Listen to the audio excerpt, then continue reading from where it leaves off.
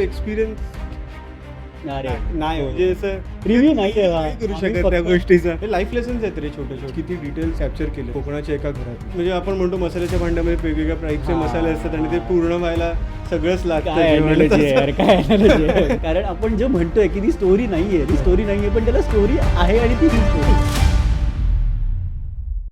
नमस्कार मित्रांनो, स्वागत आहे तुमचं गोंधळच्या या पॉडकास्टच्या नवीन भागामध्ये.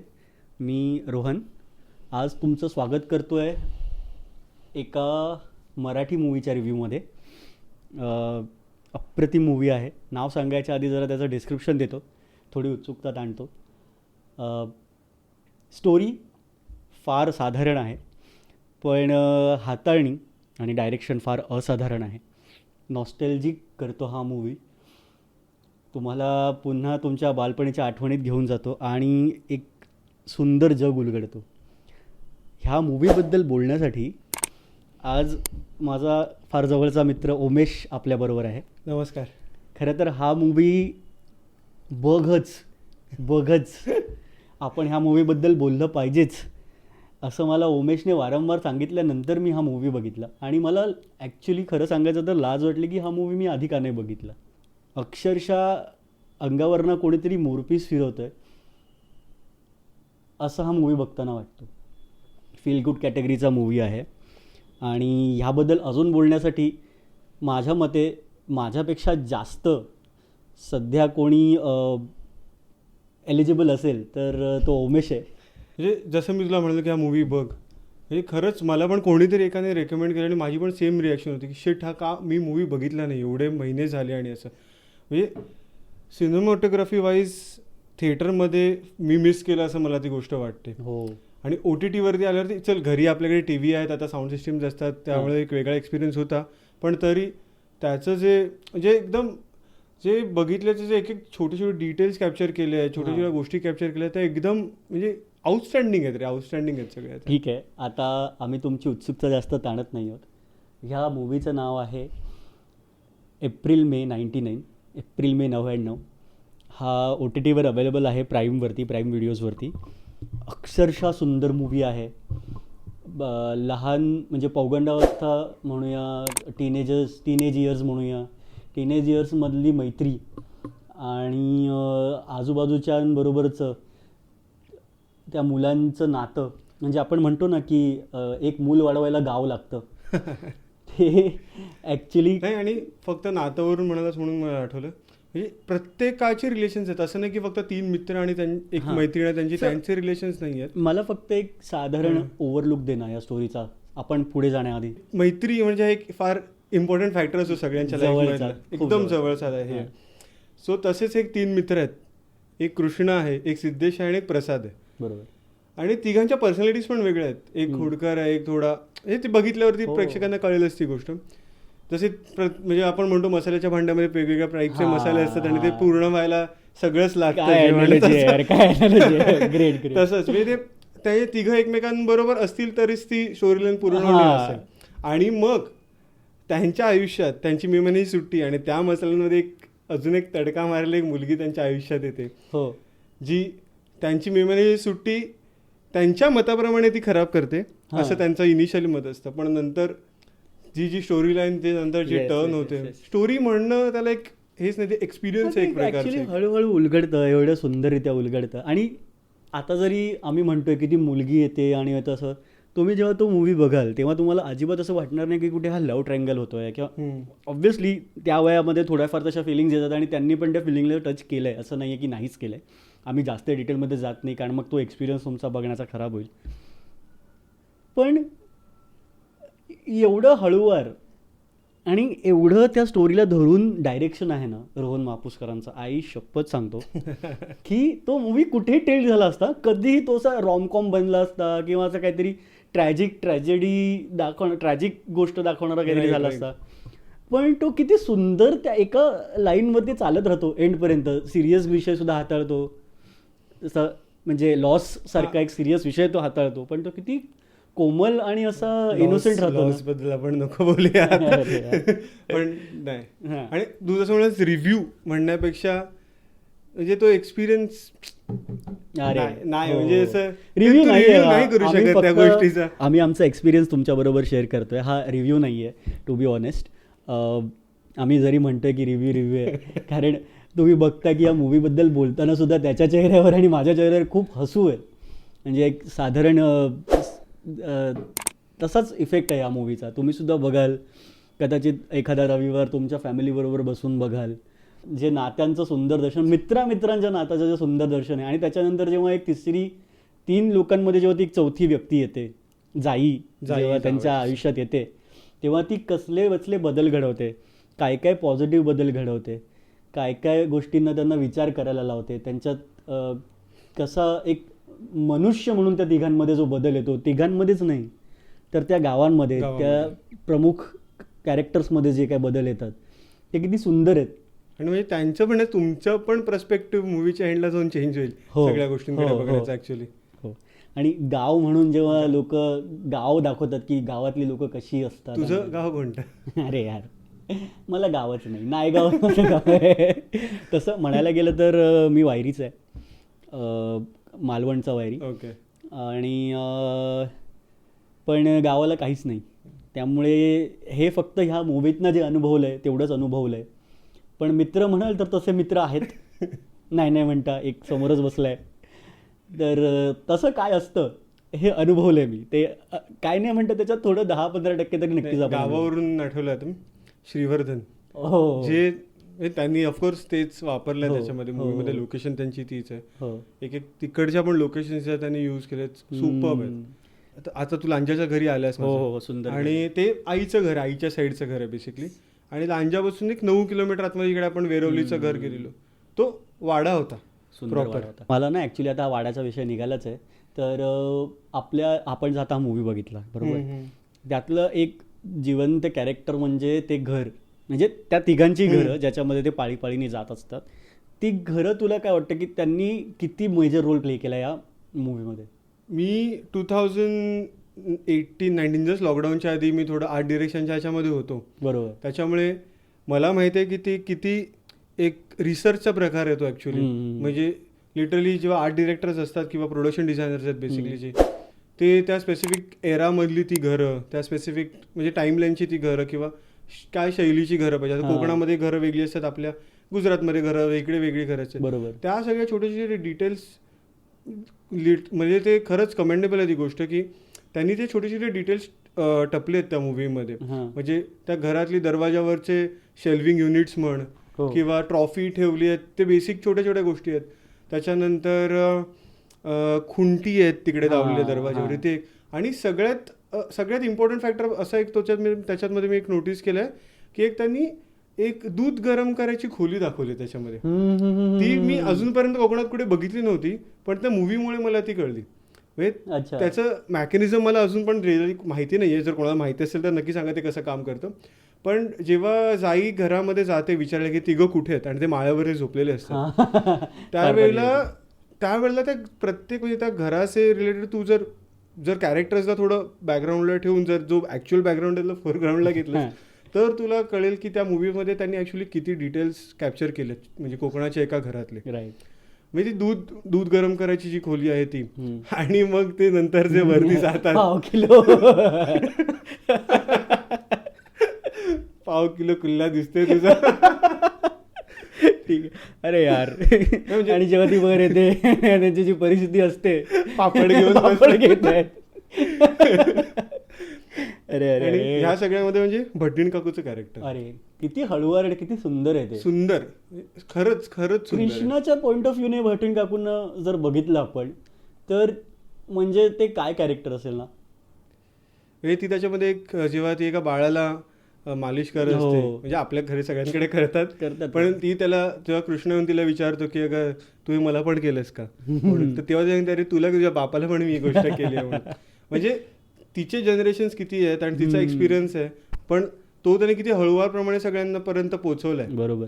आणि छोट्या छोट्या गोष्टी तिला पण ते एकदा विचारतात की तुझ्या बालपणीच्या सुट्ट्यांबद्दल जरा आम्हाला सांग, तेव्हा पण ती किती व्यवस्थित सगळं सांग. आणि ती जेव्हा सांगायला लागते आपण विचार करतो की हिच्या बालपणी काय असेल, म्हणजे तेव्हा शाळा असतील तरी का, मुलींना शिकण्याचं असेल, पण ती सांगायला चालू करते की अरे माझ्या बालपणी पण आम्ही सुट्ट्यांची वाट बघायचो आणि हे वगैरे, आणि मग ती तिच्या वर्ल्डमध्ये ती घेऊन जाते हळूहळू. आणि तेव्हा त्या मुलांचे चेहरे बघण्यासारखे असतात, मुलांचेच काय सगळ्यांचे एकंदरीत. आणि तू बघ ना, आता तो कृष्ण लहान आहे, मुलगा, कॅरेक्टर तर लहान आहेच, पण तो मुलगा पण लहान आहे. पण त्याने जी रेंज दाखवली आहे ना ॲक्टिंगमध्ये, तो आपण ॲक्च्युली सगळ्यांची नावं आम्ही मेन्शन करूच सगळ्यांची नावं, कोण कोण आहेत, काय काय. जर आम्हाला जमलंच तर कदाचित इंस्टाग्राम हँडल आम्ही मेन्शन करू त्यांचे, म्हणजे तुम्हाला बघता येईल, शोधता येईल. जर नाहीच जमलं तर ॲटलिस्ट नावं तरी आम्ही नक्कीच देऊ.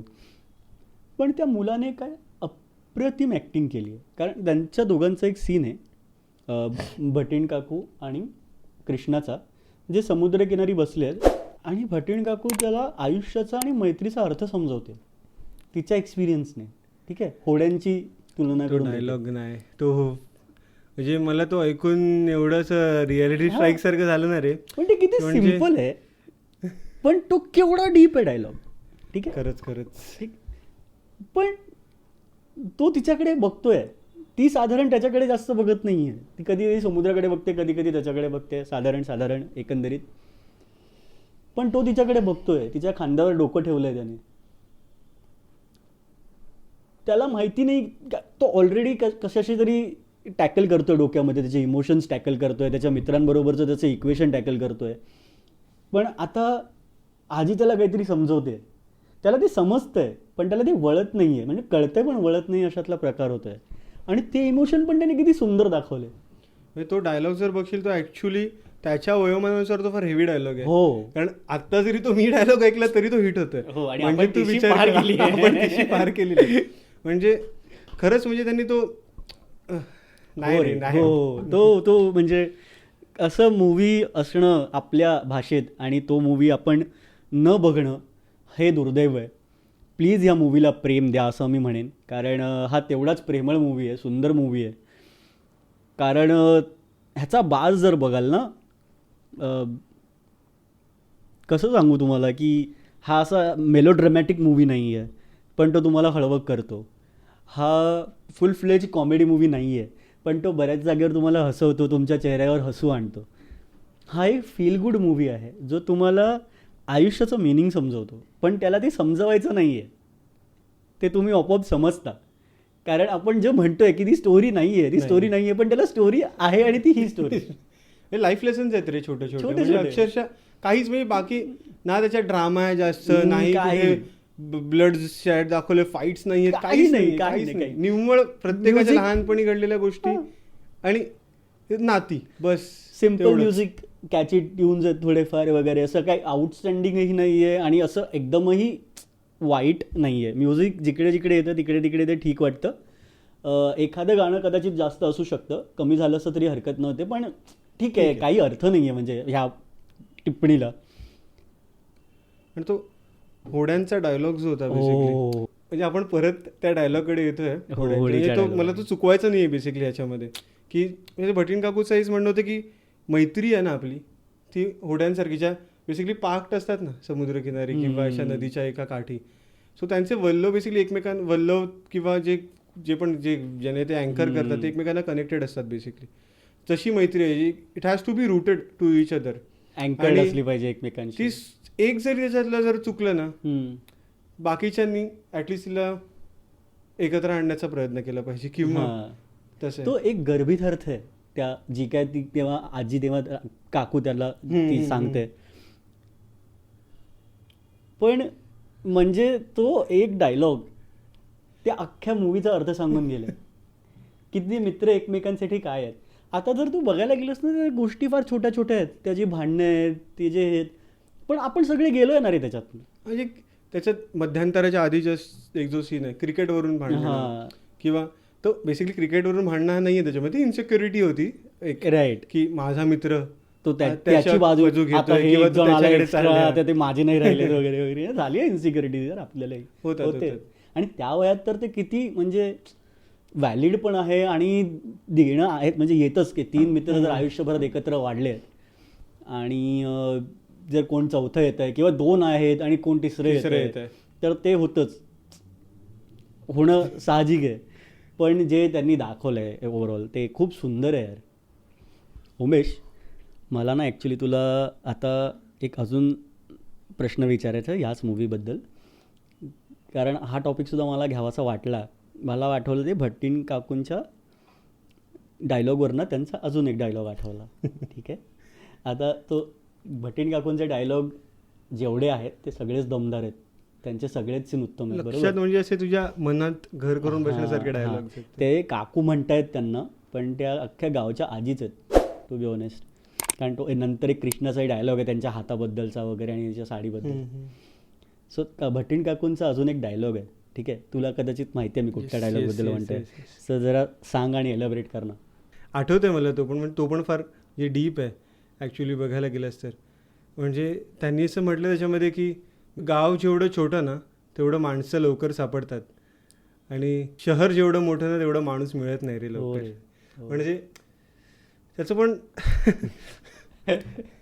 असं म्हणजे कसे गोष्टी एक्सप्लेन करायच्या असं. हो रे, आणि साधारण मी अशी व्यक्ती आहे, मला गाव नाही, गावाच्या अशा लहानपणीच्या आठवणी नसल्यामुळे, पण मी जेव्हा आता तुझ्याबरोबर गावाला आलो आणि मी गाव अनुभवलं, असं नाही की मी गाव अनुभवलं नाही आहे, म्हणजे आधी श्रीवर्धनला जाऊन आलो आहे वगैरे, पण गावातल्या घरात राहिलो आहे. ठीक आहे, आणि ते राहिल्यानंतर जो पर्स्पेक्टिव्ह चेंज होतो, एखाद्या लॉजमध्ये जाऊन राहणं आणि मग तू गावात जाऊन एका घरात राहतोस, त्या घराचं सौंदर्य तू अनुभवतोस, त्याच्यातलं पीस अनुभवतोस.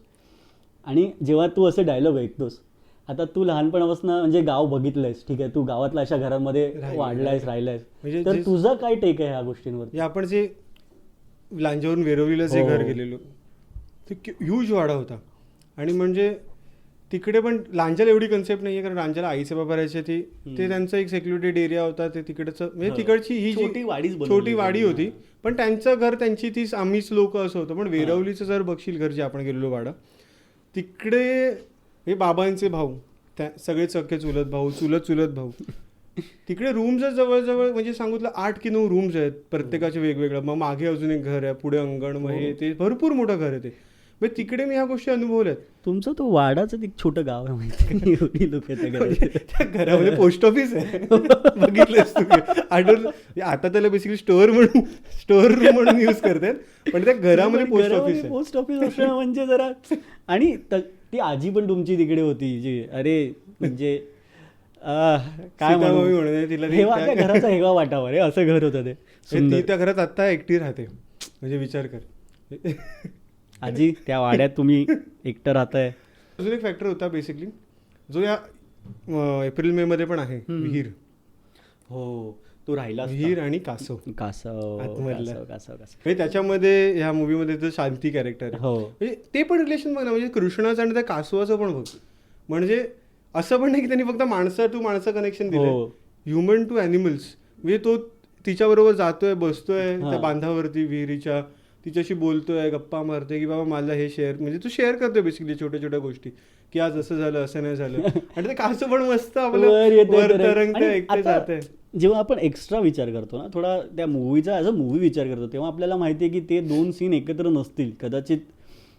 ती जेव्हा वर आले, ते कासव जेव्हा वर आलंय, आणि मला माहिती आहे ते ती आहे, तो नाही आहे, कारण थोडा कासवांचा अभ्यास असल्यामुळे ते जरा साईजच्या हिशोबाने ते तेले प्रजातीचं कासव आहे, तेले कासव. ओके, ठीक आहे, ती फिमेल आहे म्हणून तिचं नाव शांती आहे. जेव्हा ती वर येते, ती हे सगळं म्हणजे जेव्हा त्यांनी तो शूट केलं तेव्हा ती वर येताना पोहताना वगैरे दाखवले, तर नॉट नेसेसरीली ती त्या कृष्णाच्या आवाजाला वर येत असेल. ठीक आहे, पण त्यांनी ते केलं आहे जेव्हा दाखवताना पोस्टमध्ये त्यांनी जेव्हा ते दाखवलं सगळं, तेव्हा ते फार सुंदर एडिटिंग आहे. त्यामुळे तुम्हाला वाटतं की नाही, शांती ॲक्च्युली कृष्णाचा आवाज ऐकायला वर येते, किंवा कृष्ण आल्यावरती वर येते त्याला ऐकायला, त्याला बघायला, की ते तेवढं त्यांचं एवढं सुंदर बॉन्डिंग आहे की त्याला ती घाबरत नाही आहे, की तो तिला अनोळखी नाही आहे, कदाचित तिला कळत नाही आहे तो काय बोलतोय वगैरे, पण तो आला की तीही येते. कारण कदाचित तीही बोलत असेल, तिची काही भाषा असेल, पण ते कृष्णाला कळत नाही आहे. पण हे किती सुंदर आहे कोकणातलं जे कनेक्शन आहे माणसाचं जंगलाशी आणि जंगलाचं माणसाशी, की एकमेकांबरोबर राहतात आणि एकमेकांच्या घरात राहतात, असं आहे ते. कोकणात जन्मायला भाग्याला, अरे कोकणात जन्मायला आणि कोकणात यायला पण भाग्य, जायचं भाग्य आहे आपलं, आहे, जन्मायचं नव्हतं. पण ठीक आहे, बघू पुढचा जन्म, देवाला प्रार्थना करू कोकणात, दे बाबा मराठीच दे, कोकणातच दे.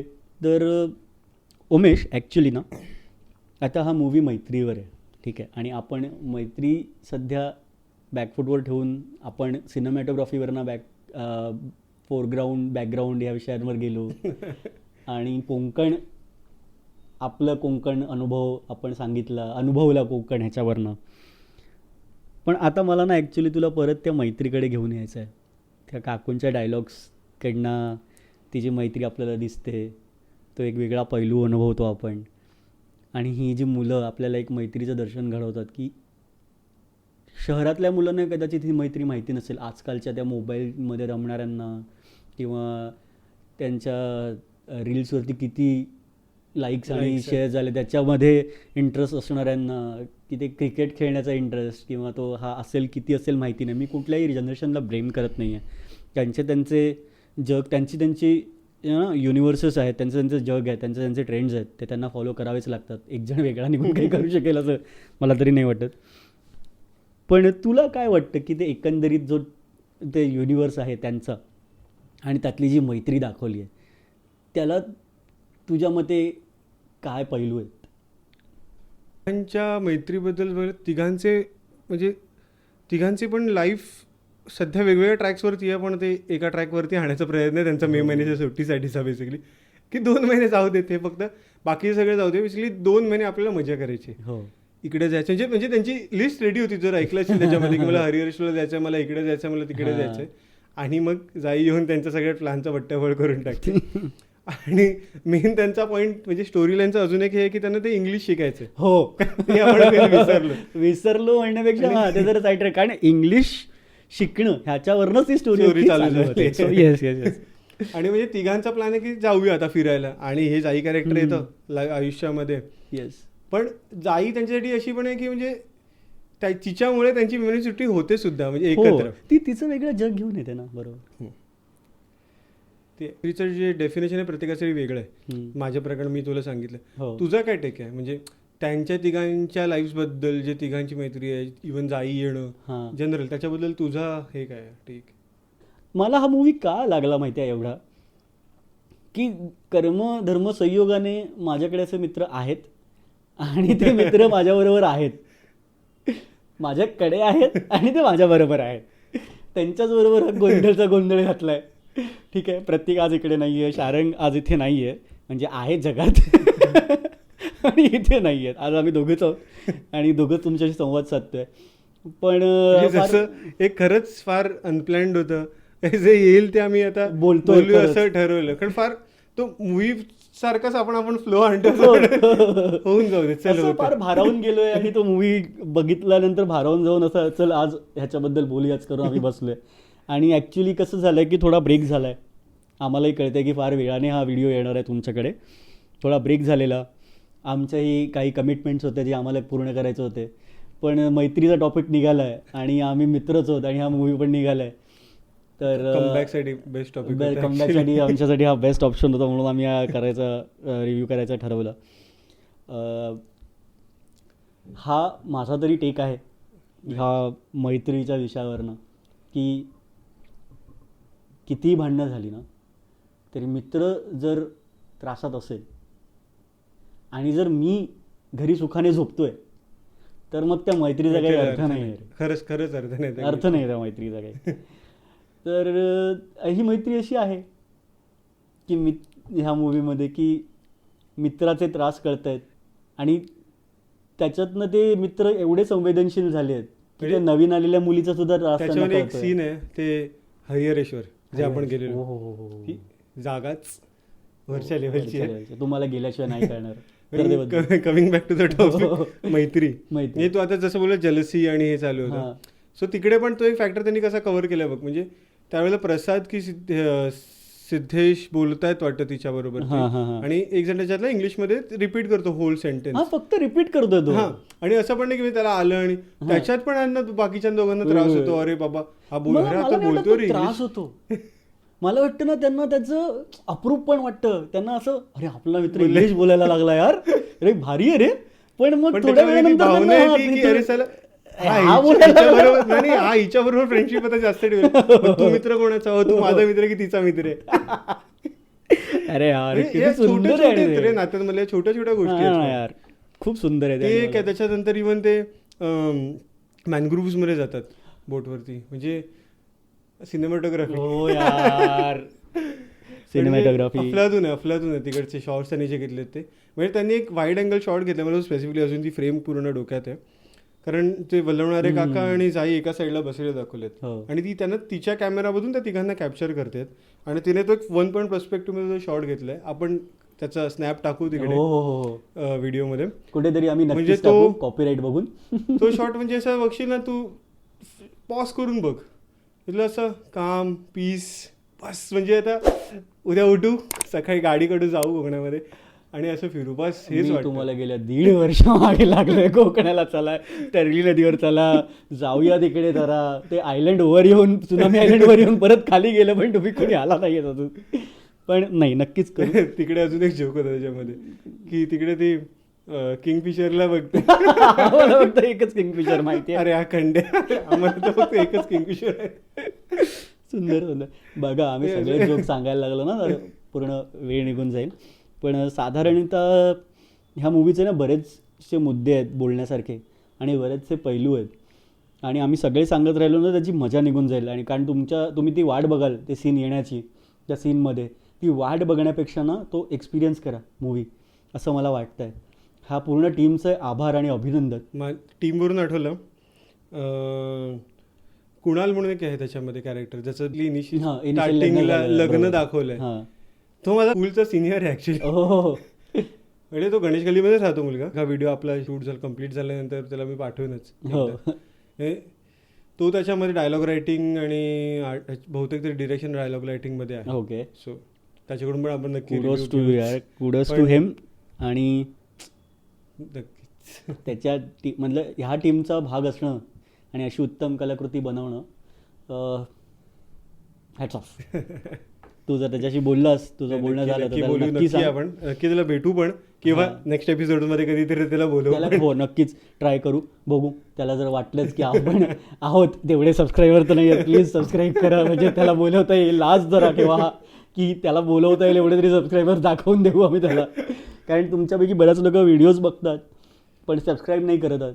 तर ॲक्च्युली गेल्या वेळेच्या गेमिंग व्हिडिओला पण आपल्याला तुम्ही चांगला प्रतिसाद दिला आहे व्ह्यूजमध्ये, पण तो आम्हाला जरा सबस्क्रायबर्समध्ये दाखवलात ना तर आम्हाला सुद्धा ना जरा प्रोत्साहन मिळेल, आणि जास्त चिकाटीने आम्हाला तुमच्यासाठी व्हिडिओज बनवता येतील. अजून पण मला गोष्ट ॲड करायची आहे म्हणजे त्याच्यामध्ये, की शेवटची 10-15 मिनटं ना खरंच कोणाकडूनच मिस नाही झाली पाहिजे त्या मूवीची. हो सुंदर, म्हणजे फार सुखद, भावनिक आणि एक मिक्स्ड ॲक्च्युली.